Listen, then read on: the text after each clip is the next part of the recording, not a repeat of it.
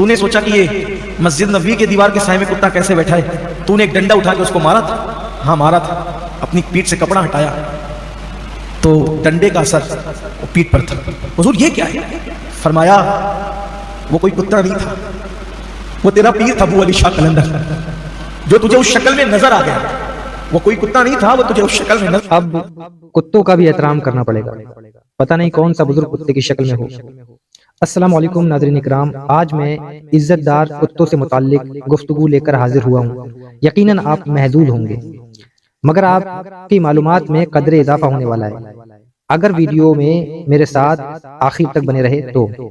مجھے افسوس ہے کہ میرے بعض چاہنے والے میرے گفتگو کے بعض پہلوؤں کو اپنے آپ سے جوڑ لیتے ہیں، جبکہ میری ایسی کوئی بھی منشا نہیں ہوتی۔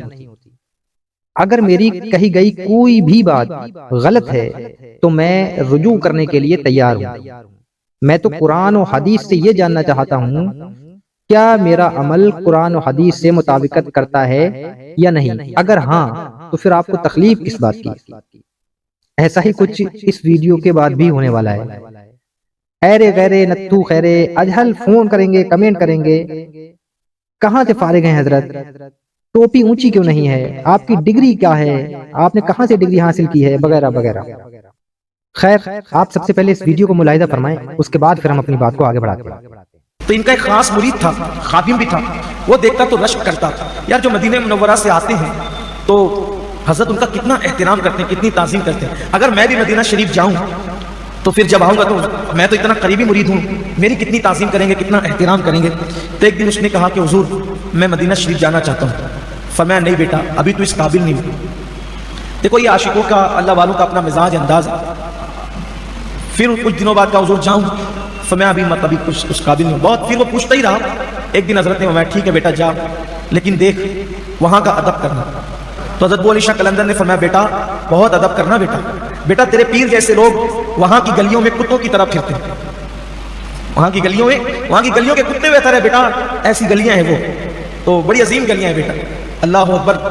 تو بڑی نصیحت کی، ادب کرنا، احترام کرنا، جلدی بھاگ دوڑ نہیں کرنا، یہ نہیں کرنا، وہ نہیں، بہت سمجھایا بیٹا خیال کرنا، اس سے بڑی بارگاہ نہیں ہے کوئی دنیا میں، سب سے بڑی بارگاہ وہی ہے۔ بہرحال پھر وہ گئے حج کے لیے، پھر عمرہ کیا، جو سب کرنا تھا کیا، اور پھر مدینہ شریف گئے۔ پھر جب مدینہ منورہ سے واپس آئے تو ان کے دل و دماغ کے اندر یہ بات تھی اب میں پیر صاحب کے پاس جاؤں گا تو میری بھی آنکھیں چومی جائے گی، میرے بھی ہاتھ چومے جائیں گے، میرے بھی پیر چومے جائیں گے صاحب۔ لیکن جب گئے تو حضرت نے توجہ ہی نہیں کی، سلام کیا، منہ پھیر لیا، ادھر سے آئے منہ پھیر لیا، ادھر سے آئے منہ پھیر لیا۔ حضور کیا غلطی ہوئی مجھ سے؟ فرمایا تو سوچ کیا غلطی ہوئی، مدینہ طیبہ گیا تھا محبوب کے شہر میں، اور کہتا ہے کیا غلطی، تو خود سوچ۔ حضور کوئی بھی غلطی نہیں ہوئی، حضور کوئی بھی غلطی نہیں۔ فرمایا غور کر، حضور یاد نہیں آتا؟ فرمایا ایک دن تو حضور کی مسجد سے باہر نکلا؟ ہاں نکلا۔ او دیوار کے سائے میں کتا بیٹھا ہوا تھا؟ ہاں بیٹھا ہوا تھا۔ تو نے سوچا کہ یہ مسجد نبوی کے دیوار کے سائے میں کتا کیسے بیٹھا ہے؟ تو نے ایک ڈنڈا اٹھا کے اس کو مارا تھا؟ ہاں مارا تھا، اپنی پیٹھ سے کپڑا ہٹایا تو ڈنڈے کا اثر وہ پیٹھ پر تھا۔ حضور یہ کیا ہے؟ فرمایا وہ کوئی کتا نہیں تھا، وہ تیرا پیر تھا ابو علی شاہ قلندر، جو تجھے اس شکل میں نظر آ گیا۔ وہ کوئی کتا نہیں تھا، وہ تجھے اس شکل میں نظر آ گیا۔ کتنی خوبصورتی سے جناب نے ابو علی شاہ قلندر رحمۃ اللہ علیہ کو، جو کی انگلیوں پہ شمار کرنے والے بزرگوں میں سے ہیں، کتا بتا دیا۔ نعوذ باللہ۔ جہاں تک کتے کو مارنے کی بات ہے تو صحیح مسلم شریف کی حدیث نمبر 4018 کے اعتبار سے حضرت ابن عمر رضی اللہ تعالیٰ عنہ سے روایت ہے، انہوں نے کہا کہ رسول اللہ صلی اللہ تعالیٰ علیہ وسلم کتوں کو مارنے کا حکم دیا کرتے تھے، اور کہتے ہیں کہ میں مدینے اور اس کے اطراف میں تلاش کرتا، ہم کوئی بھی کتا نہ چھوڑتے، حتیٰ کہ دیہات سے آنے والی عورتوں کے جو کتے ہوتے تھے ان کو بھی ہلاک کر دیتے تھے۔ یہ کیسی عاجزی ہے کہ خود کو نجس قرار دیا جائے۔ دوستو، شیر طاقت اور بہادری کی علامت ہے، جبکہ کتا نجاست کی علامت ہے۔ بخاری شریف کی حدیث نمبر 5949 پر جا کے دیکھیں کہ نبی کریم صلی اللہ تعالی علیہ وسلم نے فرمایا کہ رحمت کے فرشتے اس گھر میں داخل نہیں ہوتے جس گھر میں کتا ہو۔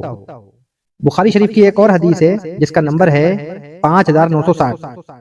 ایک وقت پر جبریل علیہ السلام نے رسول کریم صلی اللہ تعالی علیہ وسلم سے آنے کا وعدہ کیا، لیکن آنے میں تاخیر ہوئی۔ آپ صلی اللہ تعالی علیہ وسلم نے تاخیر کا سبب دریافت کیا تو جبریل علیہ السلام نے کہا ہم فرشتے کسی ایسے گھر میں داخل نہیں ہوتے جس میں مورت یا کتا ہو۔ جب میں نے اس حدیث کی تفصیل جاننا چاہی تو معلوم ہوا کہ آپ صلی اللہ تعالی علیہ وسلم کی چارپائی کے تلے کتے کا پلہ آ کر چھپ گیا تھا۔ جب آپ صلی اللہ علیہ وسلم نے اس کو باہر کر دیا تو تب جبریل علیہ السلام تشریف لے آئے۔ ایک اور حدیث بخاری شریف کے میرے ذہن میں گردش کر رہی ہے، غالباً جس کا نمبر ہے 5480۔ نبی کریم صلی اللہ تعالی علیہ وسلم نے فرمایا، جس نے ایسا کتا پالا جو نہ مویشی کی حفاظت کے لیے ہے اور نہ شکار کرنے کے لیے، تو روزانہ اس کی نیکیوں میں سے 2 قرات کی کمی ہو جاتی ہے۔ آگے آپ خود سمجھدار ہیں۔ اس کے علاوہ جب ہم کسی پر اپنی ناراضگی ظاہر کرتے ہیں تو اکثر کہتے ہیں کہ تو کتے کی موت مرے گا، کتا کہیں کا۔ کسی ذلیل کام کو کتے سے تعویل کیا جاتا ہے۔ اب کتا چاہے دیسی ہو، بدیشی ہو، بلڈوگ ہو، ہمارا ہو، تمہارا ہو، پالتو ہو، آوارہ ہو، کتا تو بہرحال کتا ہی ہوتا ہے۔ اب اس کی دھم کو کیا کہا جائے، 1000 برس کے بعد بھی نکالو تو ٹیڑھی کی ٹیڑھی ہی نکلتی ہے۔ خیر، آپ نے سید امین القادری صاحب کی ویڈیو بھی ملاحظہ فرما لی اور میں نے اپنی بھی ناقص معلومات آپ کے سامنے رکھ دیے۔ اب فیصلہ آپ کے ہاتھ میں ہے۔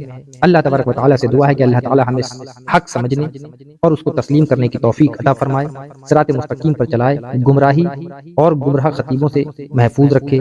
وما علینا الا البلاغ المبین۔ السلام علیکم ورحمۃ اللہ وبرکاتہ۔